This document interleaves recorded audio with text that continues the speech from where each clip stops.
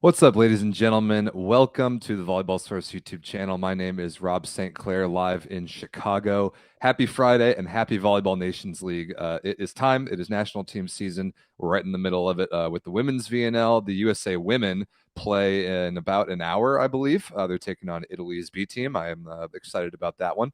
But right now, we're going to focus on the USA men. The USA men kicking off next week in Ottawa, Ontario, Canada. On Wednesday, as a matter of fact. I will be there. Me and Everett from Volleyball Source will be there. Going to cover the entire tournament with boots on the ground. Can't wait for that. But before we do that, before we travel over the weekend to get to Ottawa, to get to VNL, we're going to break down sort of just everything that you can expect from the USA men going into this Volleyball Nations League. The preliminary roster, the schedule, what teams we play, what teams we don't play, and then I believe we're going to be breaking some news on this show that being the week one roster, the 14 players, or actually in this case 15 players, traveling to Ottawa to play week one of the VNL. So stick around towards the end of the show for that. But first, let's sort of get into just an overview of where the USA men are at heading into this summer. So ranked sixth in the world are the American men. Sixth place at last year's World Championship. If you remember, we went to Poland, got really a terrible and unlucky draw, in my opinion. Lost to Poland in pools, lost to Poland again in Poland in the second round of the bracket to finish sixth. I didn't like that draw at all, but it is what it is. However, looking back to last year's Volleyball Nations League, we had a really good tournament. 10-2 in the preliminary round, beat Brazil in the quarterfinal, beat Poland 3-0 in the semifinal, and then lost a crazy five-setter to France in the final to come home with silver. I think that was a kind of a pleasant surprise for all of us watching that tournament. And we'll talk about kind of last year's VNL and the approach to it and the strategy compared to what we can expect for this year's VNL. But recent history, we've got some decent success going in this tournament. However, like I was saying in our full Men's VNL preview that came out yesterday, which I encourage everyone to check out, where Everett and I went through all 16 teams and kind of previewed the entire tournament. The United States men haven't won a major tournament since the 2015 World Cup, that Olympic qualifier all the way back in 2015 in Tokyo with like Taylor Sander in his second year and Aaron Russell when he was a rookie. And like, it's been a long time. It's been a while since the U.S. has won a major tournament. So maybe this VNL could be the one. Maybe. I certainly hope that it is. And of course, John Spurall will be leading the way. This is his third quad, his 11th year at the helm of the program. He's just coming off a national championship with UCLA in the NCAA, turning it around quickly to refocus on national team season. And like we'll talk about, he's learned a lot about the strategy of managing the national team throughout an entire summer, because VNL is far from the only tournament that the U.S. men are going to play this year. We've got VNL, which runs through mid-late July. Then we've got the NORCECA Championship, which, I mean, take it or leave it for how significant that tournament is. It does count for world ranking points, and it is in the U.S. It's actually in Charleston, West Virginia, of all places, in early September. And I kind of expect the A-team to go to that event. So yeah, most of the month of August off. Then NORCECA's in early September, and then the Olympic qualifiers the first week of October. So that's a lot going on. It's a lot of events this summer for the USA men, and the VNL is just the beginning. See how Spurall chooses to manage all of that. So before we dig into the roster, I think we should take a look at the USA's travel schedule and the USA's opponents for the VNL preliminary round. If you're unfamiliar with the format of the tournament, there are 16 teams. There's 3 weeks of preliminary round play. Each team goes to 3 different places around the world, and each team plays 4 matches a week. So you can do the math. That's only 12 matches total for the preliminary round. There are going to be 3 teams at that point that each team does not play. So analyzing kind of what sort of draw teams get and who they get to play, who they don't get to play, is always kind of interesting. But let's write it down. First of all, this week, actually, I think tomorrow, the United States men will be flying to Ottawa, Ontario, Canada, kicking off the Men's VNL on Tuesday, June 6th. I think our first match is Wednesday, June 7th, against the Netherlands. We've got the Netherlands first, followed by Italy, followed by the hosts Canada, followed by Brazil. So Netherlands, Italy, Canada, Brazil, in that order in Ottawa, week 1. Then we've got a week off before we travel to Rotterdam in the Netherlands. And in the Netherlands, we'll take on Serbia, followed by China, followed by Iran, followed by Poland. A very interesting week there over in Europe. And last but not least, the week of the 4th of July, starting Tuesday, July 4th. What could be more American than watching the USA men at home?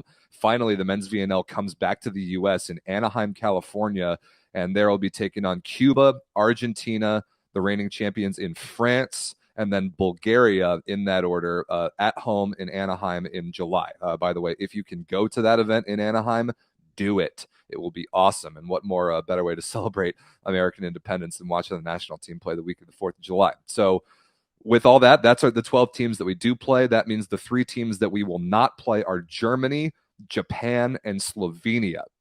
I would say that draw is decent. I think all 3 of those teams, Germany, Japan, Slovenia, are all very beatable. We beat Slovenia and Japan both in week 1 last year in Brazil. And I honestly don't remember if we played Germany or not last year's VNL. If we did, we beat them. Last year in the VNL preliminary round, the USA went 10-2. Like I said, only losses were to Iran and to Poland, including a 5-set win over France, which was awesome. We beat Brazil in Brazil, which was awesome. I mean, last year's preliminary round was kind of a pleasant surprise. If you're following along with Volleyball Source and the 9x9 this time last year, when Everett and I got to Ottawa on that Monday and we were analyzing the 14-player rosters for week 1 last year, I was noticing that the USA sent a B team down to Brazil, and I did not like how I thought that was going to go. I actually picked us to go 0-4 week 1 last year, and they proved me completely wrong in the best possible way, going 4-0 with less than a stellar roster, which was amazing. So that's kind of the thing about this tournament, is with the weeks the way they are, the schedules the way they are, and with the preliminary roster now being 30 players instead of 25 like it was last year, but still having to pick only 14 players that will play each week, the strategy of every coach and every team about who to bring what weeks is always really interesting. And Spera is no exception. He's kind of had a reputation of being conservative about playing the A team, as I would call them, in the early parts of VNL, and only really bringing out the big guns for the finals. I mean, last year, for example, Matt Anderson didn't even play the entire VNL. It's kind of like Spera to only prioritize really, really winning the big events like the Olympics and the World Championship. But we'll look at the week 1 roster in just a minute and kind of analyze that strategy. But there's the opponents. We do have to play Italy week 1. We do have to play Brazil. We do have to play Poland. We do have to play France. I think those 4 teams are our main, along with us. I think those 5 teams are the contenders to win the tournament. I think past those 5, I doubt anybody other than those 5 will be up on the podium by the end of VNL. But we do play the other 4 of those teams, Italy and Brazil week 1, Poland week 2, along with Iran, who we lost to last year. That'll be a nice opportunity for revenge. And then France week 3. I'd say those are the contenders. And then we do get the kind of, I would say, a free win against China and a very beatable matchup in Bulgaria week 3. But I think that Germany, Japan, and Slovenia, the teams that we don't get to play, are all pretty beatable. So I'd say that's a mediocre draw for the U.S. men at best. So before we move on to the 30-player roster, we're going to break it down by position group. I want to encourage everyone to get active in the YouTube live chat. If you've got any questions, if you've got any, just discussion, observations about the USA men or about the roster that we're about to break into, put it in the chat. I can see your questions. I can see your comments. So make this a little interactive here on a Friday afternoon. So let's get into it. Like I said, 30 players are named for each national team at the beginning of the VNL, and it is from that group of 30 players that you can pull from every week to name your 14 that will suit up for each week of VNL play. Let's start off with the setters. Not a whole lot of surprises here. 5 setters out of the 30. We've got James Shaw back on the roster. We've got Quinn Isaacson, the youngest of the group out of Ball State. We've got Micah Christensen, my pick for the best setter in the world. We've got Micah Ma'a back in the national team gym at the setter position after a year off and after having been used in the past in several different ways. And then we've got Josh Tuaninga, who is coming off an injury, had elbow surgery after falling hard on his elbow in his Plus Liga season in Poland when he was playing with Olsztyn and Taylor Averill. So let's talk about this group. Start with, while we're talking about Tuaninga, I think that he's on the roster just in case he might get healthy by the finals. I don't exactly know the prognosis on Josh's injury and his recovery timeline. Hopefully, when I'm there this week with the USA in Ottawa, I can talk to some people and kind of figure that out. But if I remember right, it was in like January-ish when Josh fell on his elbow and had to get surgery that ended his Plus Liga season. He was having a really good year with a good Olsztyn team, but I think even including him on the preliminary on the 30-man roster is a little bit wishful. I think if he were to be available, it would only be for the finals, and even then, after having not played probably most of the Nations League preliminary round, I don't think we're going to see Josh Tuaninga at the VNL. It would be a pleasant surprise if we did. As you'll remember, he was the second setter and actually played a decent amount at the World Championship last fall. So I'll see if I can get some info on Josh's elbow and his recovery timeline when I'm in Ottawa. But to be honest, I'm not expecting to see him this VNL. The other two guys who I'm not expecting to see a whole lot are Quinn Isaacson and James Shaw. I think Isaacson had a very good summer last year with the B team.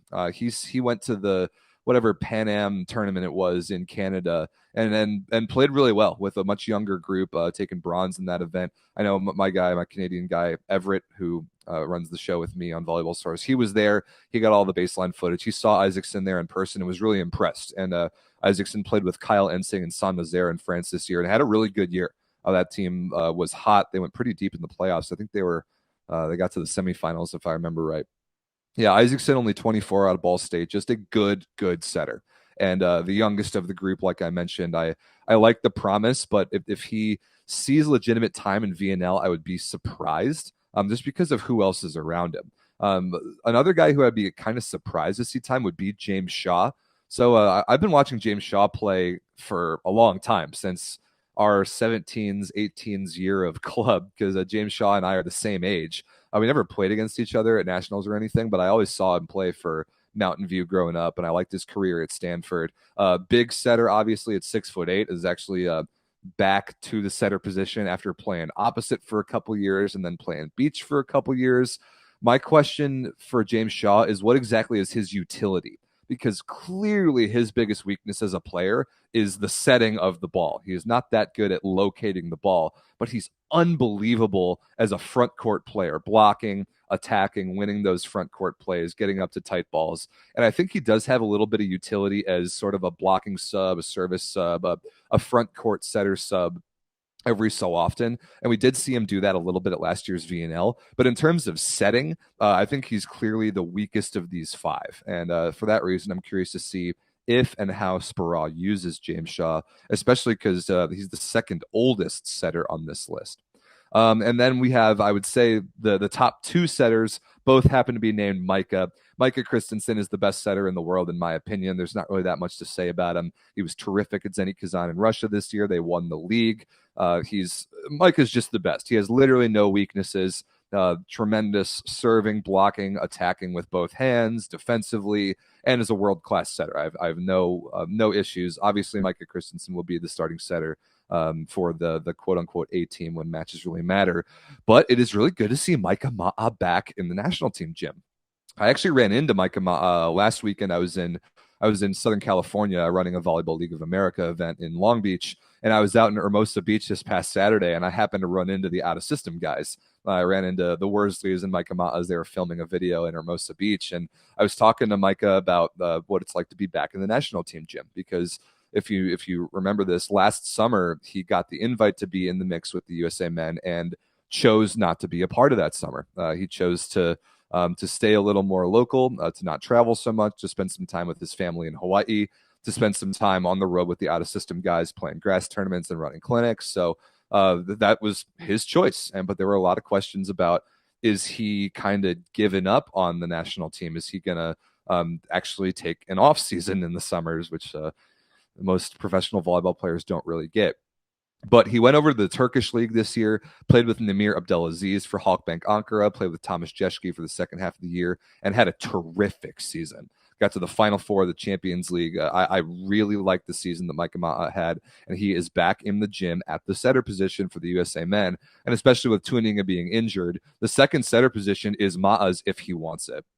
He has, again, very, very few weaknesses. Amazing server. Might actually be the best server of these five. Really good in the front court, good attacker when he needs to be, and is just an all-around ridiculous athlete and all-around skilled volleyball player. I'm excited to see Micah Ma'a back in the mix. I hope he gets to start a couple matches. I hope Spirag gets him in, finds ways to use him. And knowing Spirag's affinity for UCLA players, I expect Micah to have a decent amount of involvement. And I was talking to him last weekend, and nobody really knew exactly what the strategy was going to be. And honestly, still, I'm not sure anybody knows, as it's always been a thing for the USA men to announce their rosters as late as possible before traveling to events. But I'm optimistic that we're going to see a lot of Micah Ma'a this summer, and I'm really excited about that. All right, I'm scanning the chat for some questions before we move on to the next position group. Yeah, Micah Christensen's only 30. It's nuts. It feels like we've been watching him. I mean, I remember the 2014 World League, which the USA won, was Taylor Sanders' rookie year, his first year out of BYU, and his first year as like Micah Christensen was the main starting setter. He was still a junior at USC that year. So that's how long Micah's going on. I think this will be his 9th year as the starting setter for Team USA, which is unbelievable, and it's just a treat to watch him every time. Excited to see him in person this week. But yeah, I think that's about it for the setters. I think the depth chart is pretty clear. I think it goes Christensen, Ma'a. Tuaninga is really a huge question mark because of his elbow injury. But then Shaw and Isaacson, I like Isaacson in terms of letting him set a full match here and there if you're going to roll out the B team at any point. And then Shaw really only in pinch situations as a bigger, more physical guy. Okay, let me take a drink here. It's a lot of talking.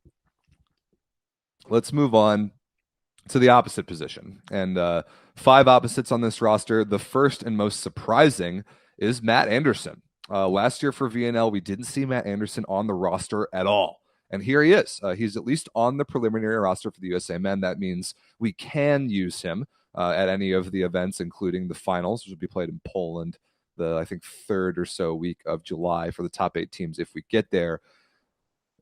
Matt Anderson played in Russia this year. He played outside hitter for Zenit St. Petersburg, and which he's always done for club. He's I don't know if he's ever played a club season at opposite. That's always kind of been his thing. He played outside for Zenit Kazan for years, played outside for Modena, played outside for Perugia, and went back to Russia this year for Zenit St. Petersburg. He always comes back to the national team and plays opposite, which is where we need him. We need Matt Anderson at the opposite position. Will he play a lot this VNL is a fair question. He's what is he, 36? He needs a bit of time off. He really wants to spend time with his wife and kids. They live in Indiana now. He deserves that. Matt Anderson, for the career that he's had, deserves any time off that he could possibly want. So will we see him all that much? We'll see. But at least he's on the preliminary roster for VNL, unlike last year. Moving on from that, we've got Kyle Ensing, who was kind of the primary guy at opposite last year's VNL. Had a good season playing with Quinn Isaacson at Saint-Nazaire in France this year. He will be, when Anderson is not on the roster, Ensing's probably going to be the guy. He's experienced. Spirag knows and trusts him.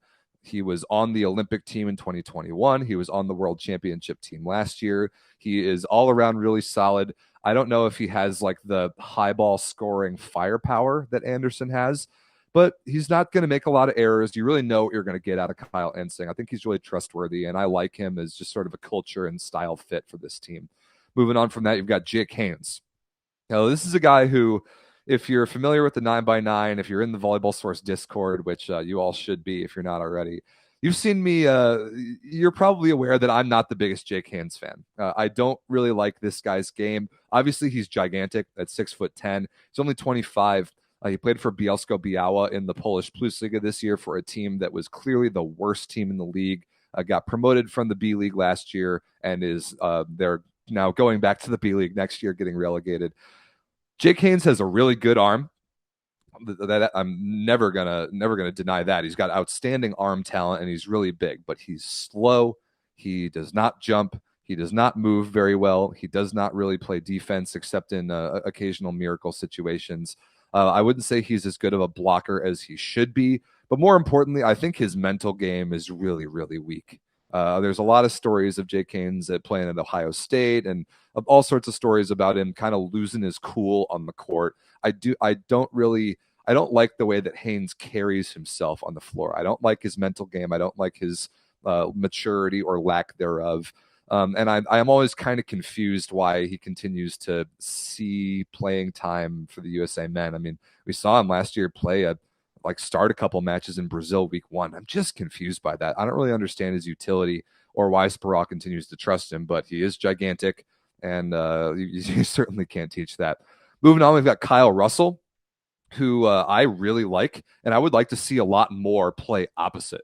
The only time Spiraz really used Kyle Russell is as a serving sub. That was his role at last year's World Championship. Was the guy who came off the bench and would rip jump serves without being warmed up at all. And honestly, he was really good at that. That is a hard job. And Kyle Russell came in off the bench and legitimately contributed a lot from the service line last year. But I would like to see him legitimately get to play opposite.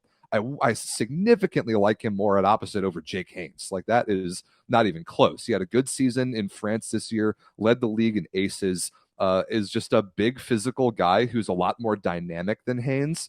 And even though he's occasionally a little error prone, he from the service line alone, he's a legitimately world-class server. And I just am a little bit confused about why his role on the national team has been diminished to kind of only being a service sub. I would really like him to see him play legitimate minutes at opposite. And last but not least, we have Francesco Sani. He is only 20 out of UC Irvine, a crazy high upside, but in my opinion, there is no way that Sani will travel to any VNL events. This is a guy who is just in the gym to get reps, to get great practice touches against some of the best players in the world at home. He will be in the mix in the future. But that's the beauty of the 30-man roster, is that you can name a lot of very, very young players just for the sake of having them in the gym for training and for developing them for the future. I do not expect Sani to play this VNL, but I expect him to develop before he goes back to UC Irvine for another club season. And there's a notable name missing from this opposite list, and that is Gabi Garcia Fernandez. If you watch the NCAA, you are familiar with Gabi being the National Player of the Year out of BYU.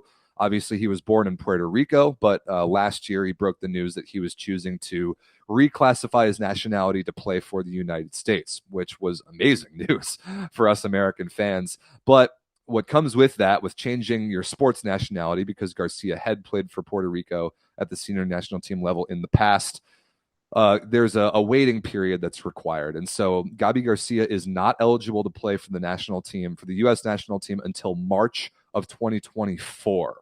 So he is in the gym in Anaheim with the guys, but he cannot play this year in any international competitions.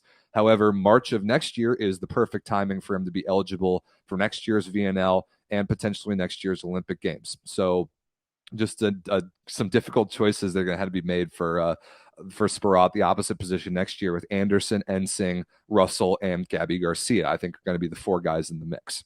So no Garcia on this year's roster. I think Sani is clearly just a guy to have in the gym, but Anderson might play a little, might not.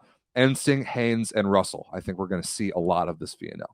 All right, I'm seeing. I'm scanning through the chat of anybody discussing this opposite group. Do you like Kyle Russell over Ensing? Honestly, I think it's a toss-up, and I think that's a compliment to both players. I really like them. They have different styles.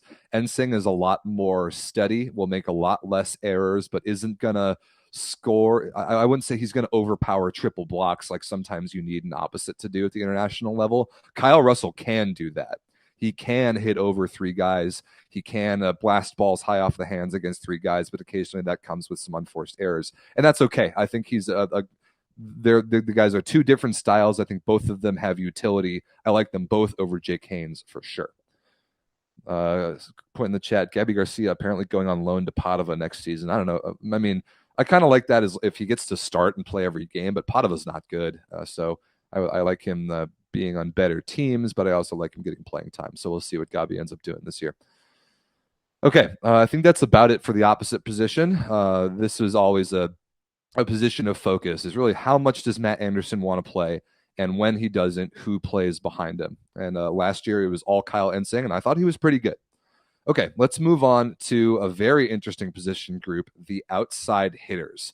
10 outside hitters on this list, which is a big number. Let's go down the list. Aaron Russell, of course, Jacob Pastor out of Ohio State, one of the young guys. TJ DeFalco, who I think has really elevated himself to a starting role. Thomas Jeschke, who we really need after not playing the World Championship last year. Garrett Mwangatutia, who somehow continues to hang around. Cody Kessel, who also is hanging around, played at the World Championship last year. And then some younger characters. Brett Wildman out of Penn State. Ethan Champlin, the recent national champion out of UCLA. Jordan Ewert out of Stanford, who I'm thrilled to see on this roster. And then Kyle McCauley out of UC San Diego. 10 guys. Big group of outside hitters to pull from for John Sparod this year. I think we got to start at the top. Aaron Russell, TJ DeFalco, Thomas Jeschke. Those three guys are they are as good as any group of three outside hitters in the world. And I'm not exaggerating with that. Russell, DeFalco, and Jeschke are as good as any group of outside hitters in the world. You can put in any of those three, any combination of those three guys, and I love our chances at the outside position. Aaron Russell went to Japan this year, made a lot of money playing in a bit of a weaker league. Good for him. Can't slide him for that. But last year, we saw the return of the Aaron Russell that we remember, and he looked like one of the best players in the world last year's VNL. TJ DeFalco looked like one of the best players in the world, period, this club season at Resovia. I thought he was absolutely brilliant. He was the best player on that team that finished number one in the regular season in the Plus Liga. I thought he was awesome. And that's after having maybe not the best, definitely not the best world championship. TJ was not good in the world championship last year. Not good at all in the 5-set loss against Poland. Had to be benched for Garrett Mwangatutia in the first set. If he plays well in that match, there's a chance that we beat Poland on the road, but he wasn't good there. I was wondering what he was going to do going to play in Poland for club, and I thought he was fantastic. Really good response after not a great last match for the national team last year. It's been a while since we've seen an American prospect as highly rated as TJ DeFalco and with as much pressure to deliver at all levels as he has had. And he has lived up to just about everything, in my opinion. He was brilliant at Long Beach State, obviously. He started at the Olympics in 2021, and now he's a mainstay. And at only age, 26? He's in the prime of his career. I have a lot of faith in TJ DeFalco. Brilliant ball controller, world-class arm. I like his game a lot, and I like his fit on the national team this year. And then Thomas Jeschke. And Thomas Jeschke, I think we sorely missed at last year's World Championship. We saw him play at VNL. We did not see him at the World Championship because he went back to Loyola Chicago to finish his degree. He wasn't hurt. He chose not to go to the World Championship to finish and graduate from Loyola Chicago because you remember he was the National Player of the Year in 2015, then left Loyola after winning 2 national championships a year early to go play in Resovia, funny enough, where DeFalco played this year, so that he could maybe have a shot at the 2016 Olympic team, which he made. But then since then, it's been injuries for Jeschke. He tore an ACL. He needed shoulder surgery. He's been in and out of the lineup, but this year he had an amazing club season. Amazing. He went to the Chinese league, made a bunch of money, then came over to Halkbank Ankara in the Turkish league to play with Micah Ma'a midway through and was absolutely amazing. Amazing. Everett and I covered Halkbank ever since Jeschke got there this club season on the 9x9, and whether it was in Champions League or the FA League, every single match I watched and every stat sheet I saw Jeschke, he was casually dropping like 25 points every game on like 50% efficiency and ripping aces and blocking balls. And he was just brilliant. He was so good. And I am desperate to see him play meaningful time for the national team this year, because if you watch last year's World Championship, we felt Jeschke's absence in a big way. When TJ DeFalco was not good in that match against Poland in the playoffs, we needed Jeschke to be there, and he wasn't. And when we had to watch Garrett Mwangatutia come in and try and not get served off the court, it was just painful to feel to feel Thomas Jeschke's absence. So I really want to see Jeschke play a lot this summer. I really love his game. I love the season he just had. He is healthy. He is hot. I need him in the mix. I need to see less Garrett Mwangatutia this year. Oh man. And although, and this is a good segue, there's a point in the chat. Do you think Garrett was the game changer in last year's VNL? Actually, he was. Let's talk about the next two guys. I think the next two guys in the list after Russell, DeFalco, and Jeschke are Garrett Mwangatutia and Cody Kessel. Two older guys, two guys that have been around. Kessel has kind of finally cracked the national team gym.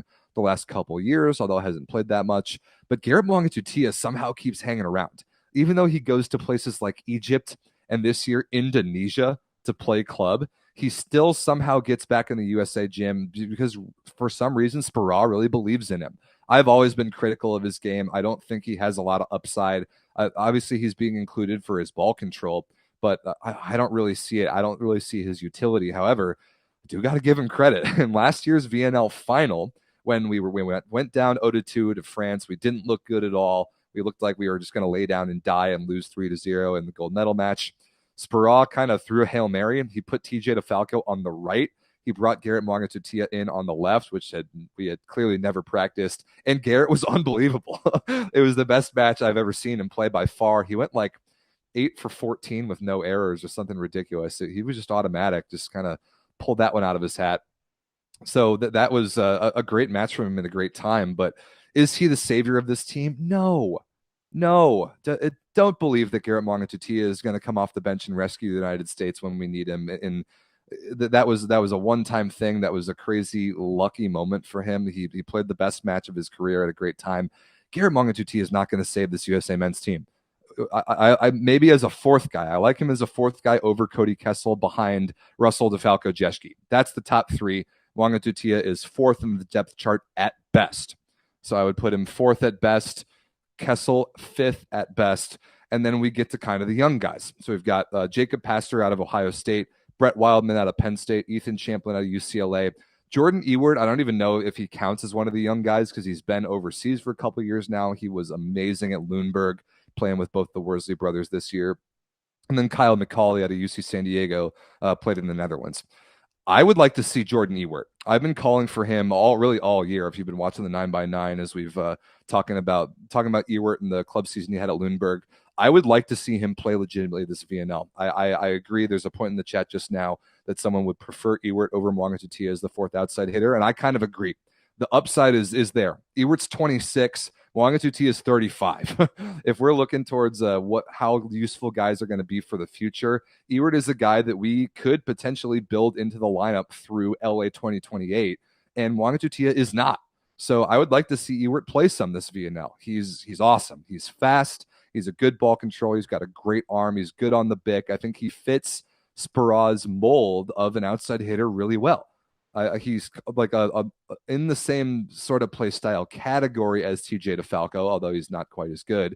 And I think he's similar in size and play style to Mwangitutia, but better in every category. So I agree. I'd like to see him play a little bit. And then you've got guys like Wildman, Champlin, McCauley, and Pastor, who are just going to be in the gym. And we actually saw Jacob Pastor as kind of the fifth, maybe sixth outside the hitter in the mix for last year's World Championship. He traveled to the tournament but didn't suit up. He's got huge upside, and he's going to go back to Ohio State again this year and be the best player on that team. I do like him for the future. As far as those prospects, Pastor, Wildman, Champlin, McCauley, I think Pastor has the most national team potential. But I don't expect any of those four to play VNL this year. I think that's going to be Ewart. Ewart of those first-time guys has the best chance of cracking the roster. So Russell, DeFalco, Jeschke are the top three for sure. Mwangitutia and Kessel you might see here and there, but I would really like to see Jordan Ewart get some minutes. All right, I'm looking at the chat for outside hitter conversation before we move on. I think it is fair to move on. Let's do it. Let's move on to the middle blocker position. A very interesting position group. We've got Jeff Jendrick, Max Holt, Pat Gassman, Taylor Averill, David Smith, Merrick McHenry, and Tyler Mitchum. Only 7 middles. No Mitch Stahl, which I'm a little surprised by. I don't know really what his story is. Don't know where he is. Don't know what he's up to. But Max Holt is back. Last summer, we were very confused. We hadn't heard from Max Holt. He was left off the national team roster. Nobody in the gym really knew if he was ever going to come back again. He didn't play club last year. We didn't really know what he was going to do. But Max Holt went to China, played in the Chinese league, and he's back. He's back in the national team gym. That's great. But Max Holt is 36, and Max Holt has not played that much volleyball in the last 2 years. Max Holt is not the player that he was in the 2016 Olympics. So I would like to see somebody step up to fill the Max Holt role that we kind of saw when he was one of the best middles in the world in 2016. Somebody across from David Smith. And I got to tell you guys, David Smith at age 38, I have never felt more confident in what David Smith brings to this national team than he does now at age 38. He was unbelievable this year in Zaxa's Champions League run. He was absolutely brilliant at age 38. Everett and I say all the time, he ages like a fine wine. He really does. Every year he gets better. It's unbelievable how this guy continues to get better at his age, and at being like 6'7" is honestly kind of a smaller middle in the international game. Smith was unbelievable. The MVP of the Champions League as a 38-year-old middle at 6'7" is really all you need to say. He is absolutely amazing, just amazing. And he might suit up as the captain for this USA team. Regardless, he is our first and best starting middle blocker. That is not an overstatement. I am not kidding when I say that that David Smith is the best middle that we have in the gym at age 38, which is unbelievable. Behind him, I think this is the summer of Taylor Averill. I am excited for Taylor Averill. I know he's, what is he, 31? I don't care. He is also up. It's not that crazy. I might call Taylor Averill a top 10 middle in the world. That might sound like it's nuts, but he was one of the best players in the entire Plus Liga this year in Poland, which you could argue is the best league in the world, at the middle blocker position. Even when Josh Tuaninga, his teammate Nolston, got hurt, Averill was still just brilliant. He's had an amazing club career these past couple years. He was the MVP in the French League 2 years ago and awesome in Poland this year. Last year at the World Championship, I was a bit annoyed at what happened with the second middle position. It was Smith, and then what we saw was Averill started the matches. He then served, and then went to the bench. Jeff Jendrick came in, played like 2 trips through the front court, and then Averill came back in. I was kind of confused by that usage. I thought Averill should have just played. I thought he should have just been the second starting middle blocker, and I would like to see him as the second starting middle blocker this summer. I think he is fantastic. He has similar strengths to Smith. He's fast. He hits awesome angles. He's really efficient attacking, and he is a faster and smarter blocker than Jeff Jendrick. And I don't care if he gives up a couple inches in height. He's a faster and smarter blocker than Jeff Jendrick, and contributes some from the service line. So I'm really high on Taylor Averill's game right now. And like I was just saying on our VNL preview, I think, what Everett and I recorded it yesterday. It came out yesterday. I'm a little worried about the future of the USA middle blocker position, because our best 3 options right now are 38, 36, and 31 years old, respectively, and Smith, Holt, and Averill. I would like to see Jeff Jendrick take a jump. I would like to see him play a little bit better this summer. He had a really good year in Berlin 2 club seasons ago, but since then hasn't been all that good in club. I thought he got exposed on the national team last year. I remember last year's World Championship coverage. I was going in on John Speraw about allowing Jeff Jendrick to still play, while Poland's middles went something like 26 for 30 combined against Jendrick. Just got carved up in the blocking game. Wasn't good at all. I would like to see him take a jump.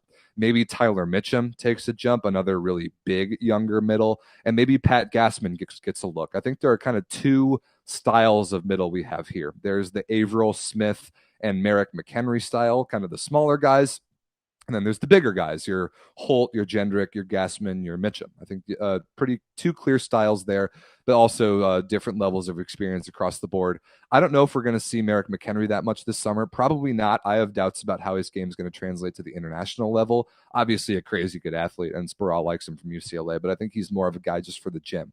I think that this depth chart goes Smith, Averill, hopefully. Smith, Averill, Holt, Jendrick, and then Mitchum and Gassman behind that. I would actually kind of like to see those 2 guys play.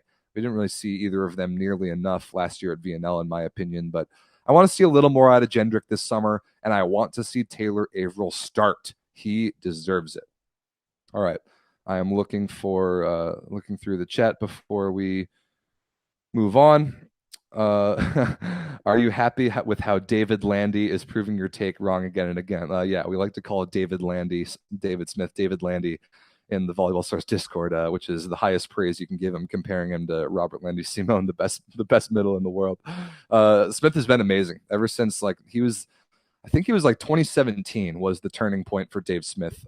He was named the MVP of the USA men's team that summer.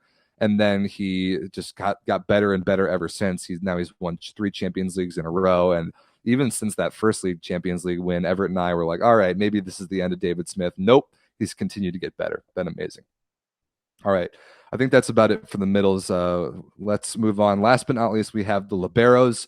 Only 3 liberos in the 30-man roster this year. And I honestly think it's all we need. Kyle D'Agostino out of Stanford, Mason Briggs, the young kid out of Long Beach State, and Eric Shoji, in my opinion, the second best libero in the world behind only Zheny Yergebennikov. And you can honestly make an argument that Eric Shoji, now a 2-time consecutive Champions League champion, might be the best libero in the world and a friend of the program. So shout outs to Eric. I'm excited to see him this summer.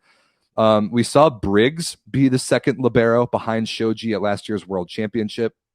I think when you look at the libero position for the U.S., you've got to look at Shoji is the guy. Obviously, he is 33 years of age. Obviously, he will be the starting libero through Paris 2024. I would like to hope that he would be the starting libero through LA 2028, by which point he'll be 38 years old.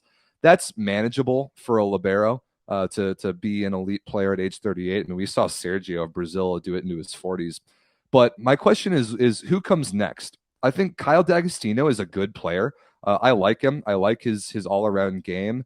But unfortunately for him, he's 28. And by the time Eric Shoji is no longer the starting libero for the U.S., D'Agostino will be well into his 30s. And I think that his utility at that point kind of diminishes. So I'm looking for a very young libero to be kind of the next guy for the national team. And Mason Briggs, in terms of age timeline alone, fits that, which is why I think we saw him come to the World Championship last year. We knew he wasn't going to set foot on the court. We knew that that's obviously Eric Shoji's spot. But bringing Mason Briggs to things, I think, is good. It's going to expose him to just being around the speed of the international game. It's going to expose him to seeing international travel, preparing and scouting for international teams. I think that's only good. And I think that maybe Briggs in 5 years might be the guy when he's age, 27? But who knows? Maybe there's also an even younger libero that might be in the mix that we don't know about at that point. So I think we're going to see both D'Agostino and Briggs behind Shoji this year. But this is Eric Shoji we're talking about. He's the starting libero when he's there, when he wants to be. He's an absolutely outstanding player. And I don't think we need any more liberos in the gym than these 3. I don't really know of one that would fit. And I know the people like Gage Worsley. I do too. Gage is awesome, but Gage wouldn't play that much on the national team, and he's got way better of a thing going, playing grass tournaments with his brother on out of system, if you ask me. All right. Mike is trying to convince Eric Shoji to retire after 2028. I actually kind of agree with that. I think both Micah Christensen and Eric Shoji, I think 2028 LA is a great target for them to be the guys in that Olympic team. But if they walked away from the national team after that summer, it wouldn't surprise me. Same with like an Aaron Russell and just guys of kind of that age, that generation. Even Thomas Jeschke, I wouldn't be that surprised if guys of that generation were shooting towards LA 2028, and that was kind of it. I think LA 2028 for the Olympics, we're going to need to see some legitimate young guys in the pipeline leading up to that year. But we've got 5 years to figure that out. I think our starters and our depth chart at this point is pretty clear. This is honestly a very similar roster to what we saw last year. There are almost no changes. I mean, sure, we get Max Holt back. We don't see Mitch Stahl. We get Micah Ma'a back. We get Matt Anderson for maybe a bit more this summer. But this is really similar to the USA team that we're used to. Okay. That's it for the position groups. That's the 30 players. One more time, before we move on to the Week 1 roster, which I know you've been waiting to see, the unveiling of the USA Men Week 1 roster here live on the show. Let's look one more time at who we're playing. Netherlands, Italy, Canada, Brazil, Week 1. Serbia, China, Iran, Poland, Week 2. Cuba, Argentina, France, Bulgaria at home in LA, Week 3. So without further ado, let's take a look. The 15 players, and we'll talk about this, 15 players will travel with the team to Ottawa Week 1. And at some point that Spera will name 14 of those 15 that will dress for every game. Without further ado, here are the 15 players that will be traveling to Ottawa this weekend to play the Week 1 of Volleyball Nations League. Micah Christensen and Micah Ma'a will be the setters. Matt Anderson, Kyle Ensing, and Jake Haynes will be the opposites. Aaron Russell, TJ DeFalco, Cody Kessel, and Garrett Mwangatutia will be the outside hitters.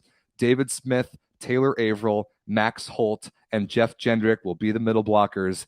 Eric Shoji and Kyle D'Agostino will be the liberos. Wow. I am just as surprised by this as you guys probably are. This is probably the oldest average age team that John Speraw could possibly field. It's also the closest thing to the A team that I have ever seen the USA go with for week 1 of the VNL, or of the World League for that matter, back when it was the World League. This is the earliest I have ever seen Matt Anderson play in a summer. I am stunned at how much of the A team we're bringing to this week. I'm really, really surprised. This is totally against everything that John Speraw has done the last couple years. Like, think about last year. Totally a B team went to week 1. No Shoji, no Christensen, no Anderson for the entire tournament, no DeFalco week 1 last year. Like this strategy, bringing all 15 of these guys, and again, only 14 of them will actually dress. I'm not sure which one guy will be left off. Probably one of the opposites.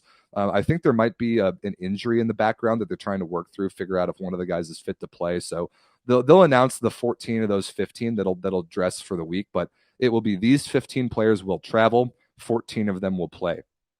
This is as close to an A team as the USA has ever fielded week 1 of a tournament. No Thomas Jeschke, which is a bit of a bummer. I'm disappointed not to see him, but I mean, this starting lineup, the potential starting lineup of Christensen, Anderson, Russell, DeFalco, Smith, Averill, and Shoji. That would be our starting lineup in the VNL finals, in the Olympic qualifiers. Like, that is as good of a team right now as I think we can field. And here's the reason why I think this strategy for Speraw makes sense. I'm not going to clown on Speraw here. I agree with him. I love that he is bringing the A team this week. And I love this strategy for 2 reasons. One, the travel is easier. I cannot overstate how difficult across the world international travel is on these athletes, and especially guys of this age. We have a relatively extremely easy travel schedule this VNL. I mean, look at this. 2 out of our 3 preliminary round events are in North America, and one of them is at home. Like, that's an amazing luxury. But I mean, I think you're going to bring out the A team at home in Anaheim. Not only it's week 3, but you got to put on a great show in front of the fans. The guys are already there. No travel required. Roll out the A team that week. But if you're going to pick a week between flying a couple hours to Canada versus flying across the world to Europe, to Rotterdam in the Netherlands, it's an easier travel week to go to Ottawa with the older guys. I legitimately think that matters. The wear and tear on your body just traveling that far matters. And I would not be surprised if we see a lot more of a younger crew go to the Netherlands than we see this older crew go to Canada, take like 3 weeks off, and then not have to travel for Anaheim. I love that strategy. I bet the older athletes had a lot of a voice in that, in choosing their travel schedule, telling Speraw, like, yes, use us week 1, not as far a travel. Give us week, like the buffer weeks and week 2 off. Give us a break after that before Anaheim. I love that management of the older players on the roster. I think that's a great idea. The second reason I think that bringing the A team week 1 is a great idea, and honestly a more important reason, is I think it's Speraw trying to play a little bit of 4D chess in strategy against all the other teams that are managing their rosters in VNL. What we see almost unilaterally across the board in VNL is that teams send their B teams week 1. That's just kind of what everybody does, because you want to give your athletes, your older athletes, the beginning off. You want to give the guys that just made deep runs in club a week off. You want to give your new guys a look week 1. For all those reasons, sure, like it makes sense to bring a much younger, less experienced team to week 1 of VNL. But Speraw, I think, is reacting to this. He's thinking, okay, everybody else is going to bring B teams week 1. Of all weeks to bring my A team and get the most value out of bringing the A team week 1, or bringing the A team a given week, it's week 1. And I agree with him on this. This is who we're playing week 1. The Netherlands. The Netherlands are going to bring Namir Abdelaziz, but they're going to bring mostly their A team week 1. But we can beat them with our A team for sure. I know for a fact Italy is sending a B team week 1. No Gianelli, no Spertoli even, no Micheletto, no Lavia. The B team for Italy week 1. Of all the times to play Italy, this is a great time. We're going to play them with neither of their best 2 setters, with almost none of their world championship starters. We're going to bring our A team and make sure that we can beat Italy's B team, capitalize on the chance to play a weaker Italian roster. We're going to play Canada in Canada, but our A team can beat Canada and will beat Canada. Sorry, Everett. I'm sure we're going to have a great time making a little wager on our 2 teams playing next week, but our A team is way better than anybody that Canada can field, especially in their first week under a new head coach. And our A team can also beat Brazil. Our A team can beat Brazil's A team. They're not going to have Leal. They're going to be they're going to be very weak at second outside hitter. They just lost to Canada last night in a scrimmage. This USA men's team, I love this strategy. I love bringing the A team week 1. I love how it works in the calendar for the older guys. I love how it works with capitalizing on the opponents that we're likely to play this week, bringing weaker rosters. I love this choice for John Speraw. I love this, and I can't wait to talk about him this week. Talk to him this week and see if I'm kind of right about these reasons why he's choosing to bring most of the A team. Is because of those 2 reasons: easier travel and then a 3-week period off, and then we're likely to see B teams. So get a lot of value out of bringing the A team guys. That is always a balance at the VNL, like we talked about in our preview video. Always a balance between keeping your guys fresh, but also winning matches to get a good seed in the finals and to keep your world ranking high. Our world ranking right now is 6. I don't really want to see us drop any further down than 6. I don't love that number. I would feel a lot more comfortable if our world ranking was more like 4 or maybe even 3. And remember, your world ranking will change with the result of every single match. Every match will impact your world ranking. World ranking will change every day of this VNL. For example, if we beat Italy in the second match next Thursday, I believe it is, even though it's Italy's B team, that doesn't matter. The world rankings don't account for if it's a B team or not. It just accounts on Italy being, I think they're ranked number 2 in the world. If we beat Italy, which I think with our A team we should, we're going to make a huge jump in the world rankings. I love this. I love this strategy. Then even if we go to Rotterdam week 2, if we play Serbia, who's good, we'll play China, who's terrible. We'll play Iran, who beat us last year, and we play Poland, who's one of the best teams in the world. If we go 1-3 week 2, if we bring a younger lineup and go 1-3 week 2, that is okay. That's okay. Because if we get everything out of this first week that I and John Speraw are hoping to get, I think we're going to be in a great spot heading into Anaheim week 3 and heading into the finals in Poland after that in late July. I love this. I love this strategy, and I'm really hoping that it pays off. I'm hoping that these guys come together quickly, because some of them have crazy quick turnarounds like Smith and Shoji, who won a Champions League like 2 weeks ago. I hope that I really hope that I think that it will pay off to bring almost our best possible roster week 1. I think that this team's goal should be to go 4-0 week 1. And last year, I mean, I was pulling out the reverse jinx all summer last year. I was like, oh yeah, week 1, USA's got a terrible lineup. They're going to go 0-4. They went 4-0. That was great. I continued to pick against them all last summer, and the reverse jinx worked. They proved me wrong. They kept winning matches. I hope this doesn't come back to bite me this time, but I love this USA roster. I love this USA strategy. I legitimately think we can and will go 4-0 week 1. I legitimately think we can, and I legitimately think we will, with basically the A-team roster at week 1 VNL. Oh, wow. Awesome. Great stuff. I'm really excited about this. Again, I think the strategy is good. Week 1, play the starters. Capitalize on shorter travel and opponents' B teams. Send a younger group to the Netherlands. That's okay. Play the A team in Anaheim, obviously. It's their best chance to play at home without having to travel at all. And then go to Gdansk in Poland and try and win a tournament. The last thing I kind of want to talk about this USA strategy is, like I brought up at the beginning of the show, Speraw has seemed the last couple of years to really strategize. Obviously, the entire strategy of a 4-year quad is around the Olympic Games. You want to be peaking at the Olympic Games. Your ultimate goal is to win the Olympic Games. And this quad is weird. It's only 3 years. It's shortened because the last Olympic was pushed back a year. But I would like to see a little bit more of a shift in priority towards winning tournaments in between, not just the World Championship and the Olympics, but I think that it's worthwhile winning the Volleyball Nations League. I know that like winning the tournament doesn't get us that much. It's not as prestigious of a thing to win as the World Championship or the Olympics, obviously. But I think that winning a tournament is a skill. I think that we haven't won a tournament since 2015, like I said.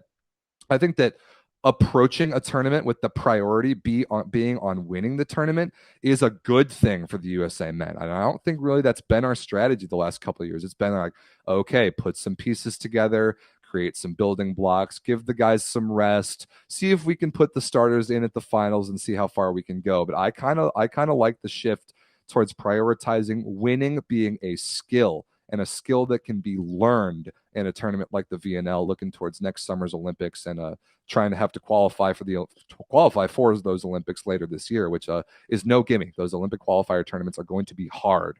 And having that A-team group being a little bit battle tested in big matches this summer, I think is going to go a long way. So that's it. I think that's our USA Men's preview. That was a lot, but I'm excited to be able to break the news on this show about the Week 1 roster. I love the strategy. I really, really like the strategy. I think that this Week 1 group is going to have a great showing in Ottawa. I am going to be there. I'm going to get all the interviews, all the background, all the behind-the-scenes content that I possibly can. So please give me a follow on Instagram at rstclair1. We're still dealing with the Volleyball Source Instagram having been taken down. Thanks, Volleyball World, for destroying your content creators. But follow me on Instagram for sure. That's where I'm going to be posting a lot of the USA content, but right here on the Volleyball Source YouTube channel as well. All the interviews, a lot of the clips. I'm just going to get as much as I can out of all the players. This will be my first time covering the USA men on site with them there. I mean, I was in Ottawa last year, but the USA men were not there. I cannot wait for this. I'm so excited to be there with the USA men this week and to be there with almost all of what I would perceive to be the best 14-man roster that we can field. So here's the opponents again. We'll be in Ottawa this week, the Netherlands Week 2, Anaheim Week 3. Tickets are available for that right now, July 4th through, I believe, the 11th. The 4th through 9th. Go get tickets to that. Go to that event. Show up and support these guys. They deserve it. USA Volleyball is terrible at marketing their events, so I'm going to try and help them out here. Get tickets to that. You cannot imagine how awesome it is to watch international volleyball in person until you've done it. It's unbelievable. And the closer you can sit to the court, do that as well. Like the size of the athletes, the speed of the game. When you see it in person, it will be one of the best sporting events you've ever been to. So go to that event in Anaheim if you can. I will be there in Ottawa. I will have all the behind-the-scenes footage and content and interviews that I can. Follow me on Instagram. Subscribe to Volleyball Source here on YouTube. Get in the Volleyball Source Discord as well. We have the best online volleyball chat community in the world by far. If you're here from the Volley Talk boards, that platform is embarrassing. I hate that community, and I hate the website that was built in 1989. Get in the Discord. It's modern. It's amazing. We've got people from all over the world. The link is in the description here of the YouTube video. Last but not least, subscribe here to Volleyball Source. Follow me on Instagram again at rstclair1. I'm going to scan through the chat one more time. Any last questions before we wrap up the show, let me know. But this has been great. It's been great to dig into what we can expect from the USA men this VNL. I'm really excited about this. It looks like we have a Brazilian fan saying the same misgivings you have about Brazil, the Brazilian fans have them too. I kind of agree with that. I think there's starting to be some weaknesses showing up for Brazil. No Yoandi Leal, this VNL. Second outside is going to be a problem for them. And they're struggling with sort of a turnover in generation. I think that we can capitalize on that Week 1. Okay, if Team USA brought in an Argentinian guy to help with coaching last year, what changes do you think they've made so far with him as a consultant? I like that question. Javier Weber is the guy's name. Argentinian guy who's been all over the world. I think that it's just a guy who has a ton of knowledge and experience in the international game. The one sort of criticism that I have about John Speraw, and that many others do about John Speraw, is that while he is coaching UCLA, he really has the blinders on about the NCAA scene and what's going on in NCAA volleyball only. And it's hard to blame him for that because that's his job. But he comes into the USA season and he doesn't really know like the latest storylines and the players and the prognosis of who's going to be good and just all the storylines and all the latest goings on around international volleyball. I don't think John Speraw really knows all those things when he comes into the summer. I think that Javier Weber is a guy who does know all those things. He come and who can adjust and who can prepare a team in scouting opposing national teams. I think is a real source of value for bringing a guy like Javier Weber in. So I like that move a lot. We've always kind of kept our USA coaching staff in house on both the men's and the women's side, but I think we could benefit from a little bit of international knowledge. Guys who have seen the international game from different perspectives. I think that's actually really valuable. Okay. Last but not least, yeah, I think that's about it. Yeah, the joke on that in that same point about Speraw is that last year after last club season, he didn't know who Kamil Semeniuk was, and he was coming off a MVP of the Champions League. So that was a funny little bit. All right, and yeah, all the USA guys love Javier Weber in the gym. Thank you guys for watching. Been a great preview. Make sure you subscribe here on Volleyball Source. Follow me on Instagram at rstclair1 for a lot of behind the scenes interviews and like clips of the matches live from Ottawa next week. And join the Volleyball Source Discord. The link is in the description. We will be live this Monday, June 5th, on site in Ottawa for a big preview of everything we can expect that week. We'll see you then. Thanks for watching.